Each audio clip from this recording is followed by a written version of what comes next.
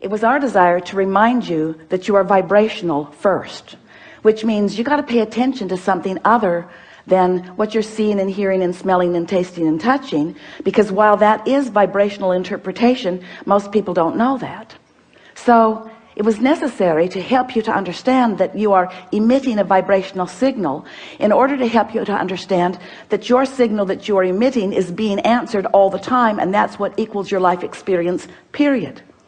Most humans don't know that, and in many cases don't want to know that, because they don't want to assume responsibility for what's coming, especially the parts they didn't want to come. Abraham, I'm sure I'm not the creator of my own reality. I would not have created that. And we say, we didn't say you did it on purpose, but you did do it. You did do it. Sounds a little blameful, doesn't it? You did do it. But when you realize that you have creative control of your experience, because you have vibrational control of your experience, because you have focused control of your experience, because you have the ability to focus, then you say, all right. But then when it's hard, you say, not all right. This shouldn't be this hard. This shouldn't be this hard. And then you say something, which is the last thing we ever want to hear from you. I'm not good at this. But you are good at it. You just don't know you're good at it.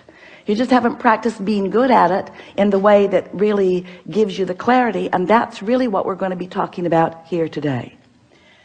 If you've been following us for a while, you've heard us say that you are the creator of your own reality, blah, blah, blah. Enough of that. And that you live in a vibrational universe, blah, blah, blah, blah, blah. Enough of that already. But you do, and you are. So, blah, blah, blah. So, here you are, the creator of your own reality, and life is constantly throwing things at you, isn't it? Well, it's not really like that. Life is happening around you and you're observing, but it really isn't after you. It's not testing you. It's not challenging you. It's just being around you for you to observe. It's just this magnificent palette for you to play in. So life is happening around you and you are participating in it through your observation, through your memory, through your awareness, through your conversation. You're participating in it. And as you are doing that, you are coming to lots of conclusions, many and every day, of what you want. Because life helps you to know what you don't want. You know what you don't want, you know what you do want, you know what you don't want, you know what you do want. It's just this wonderful variety or contrast that helps you to come to important personal conclusions.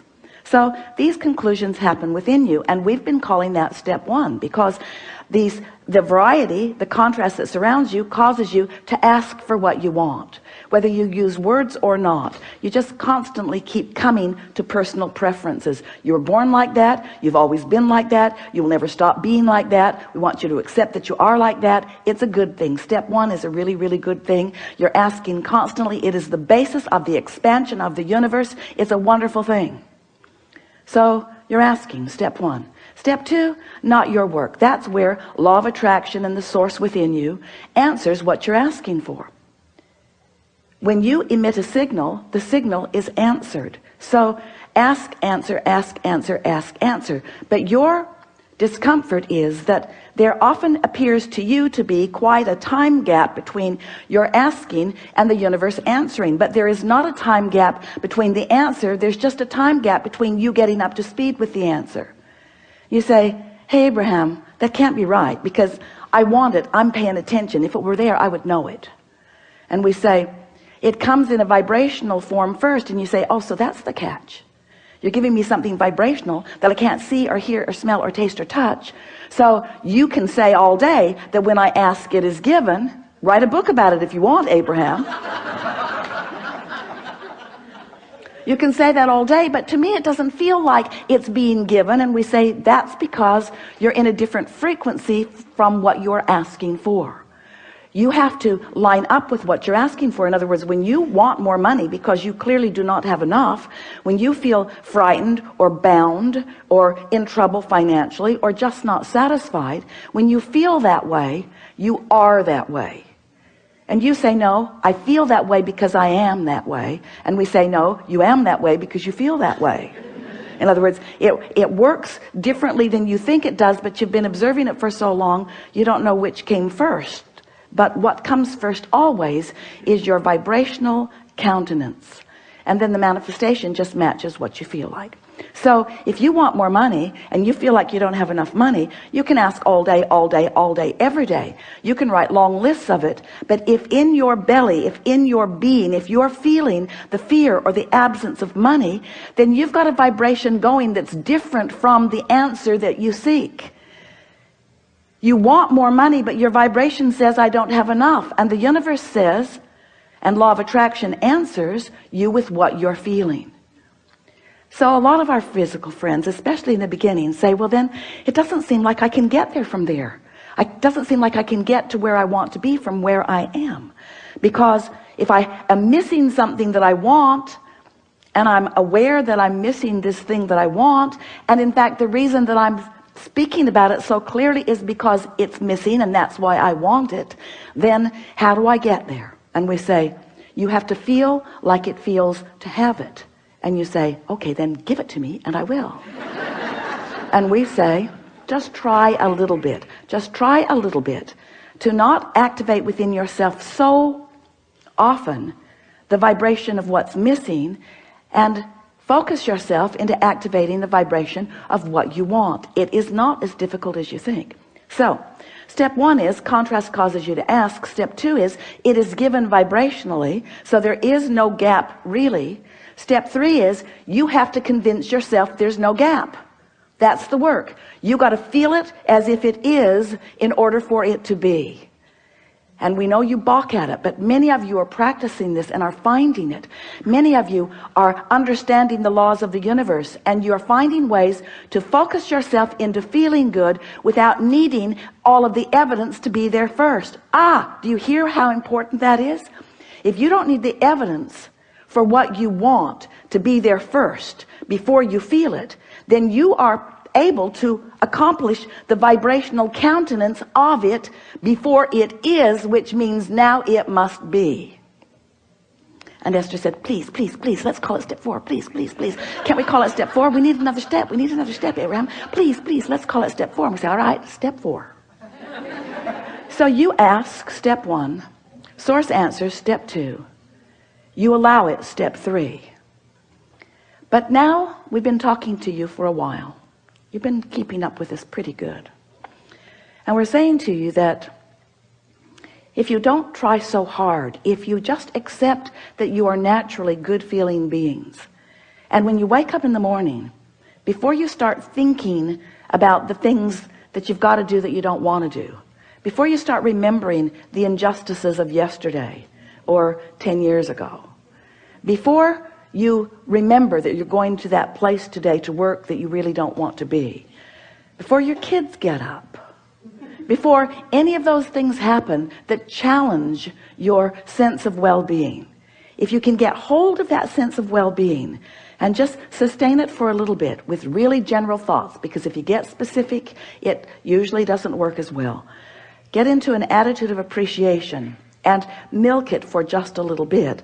Law of attraction will help you out, because law of attraction says that that which is likened to itself is drawn, and law of attraction will give you, it's not really giving it to you, it's just the way it is. It's like gravity doesn't give you attachment to the planet. It just is. So law of attraction provides for you this consistent life experience. So to make it very clear and blunt, we like blunt, you have 17 seconds to sustain this thought and move it into something even more powerful. 17 seconds and another thought like it joins it. And there is power, manifestational power, in that crossing that 17-second mark that most people don't know about, or when they wake up they would make very sure that they stay there for 17 seconds. So if you find a good feeling thought, or better said, if you wake up and don't introduce a not good feeling thought, because when you wake up there's no thought. During that time of slumber you have stopped the momentum of all thought. That's really an important thing to understand. You don't know that mostly because you wake up and you start thinking so fast that you pick up your momentum right where you were and start it all over again. But when you slumber, momentum of thought stops. Law of attraction is suspended for you. Your point of attraction is no longer attracting. So when you wake up, you have a really good possibility of getting out of the bed on the right foot, getting out on the right side of the bed. These are your words. We don't like them very much, but we thought you'd relate. You have a very good possibility of getting the vibration going the way you want it to go.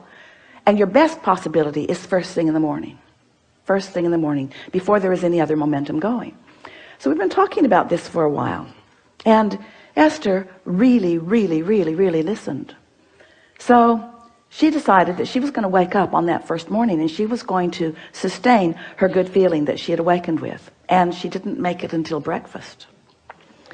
Quite annoyed with herself, which didn't help. But the next day she tried it again and didn't make it much past breakfast. Then she discovered that if she just wouldn't read her email, it would help. So her dominant intent became to sustain this feeling of well-being as long as I can. Just sustain it. And what she began noticing about the second week and third week and fourth week of doing that was that not only was it easy to find and maintain that frequency of feeling good, but there were all kinds of other benefits that began coming to her that these words won't give to you. You have to do it and find it yourself, because words don't teach. So we're just explaining to you what Esther experienced. She found a new clarity that was not within her before.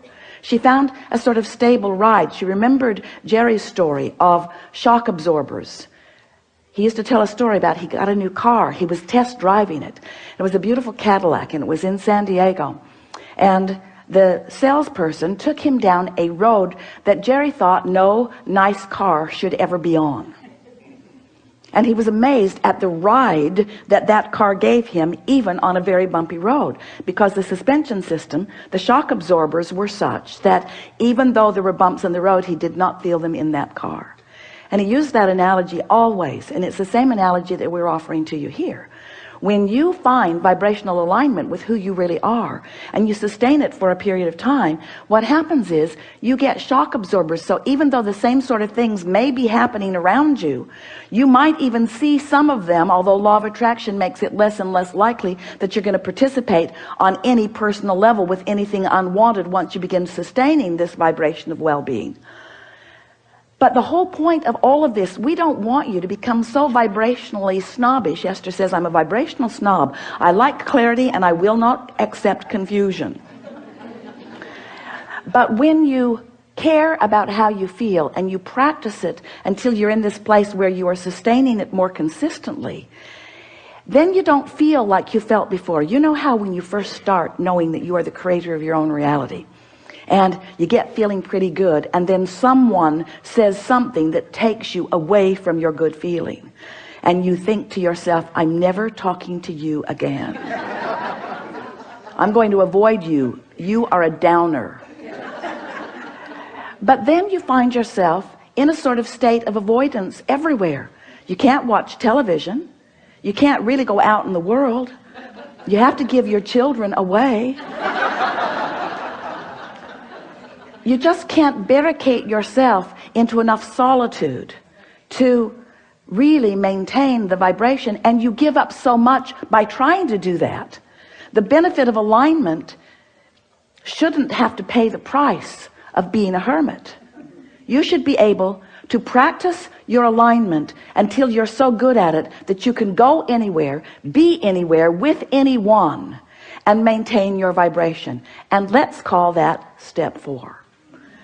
Because Esther wants to.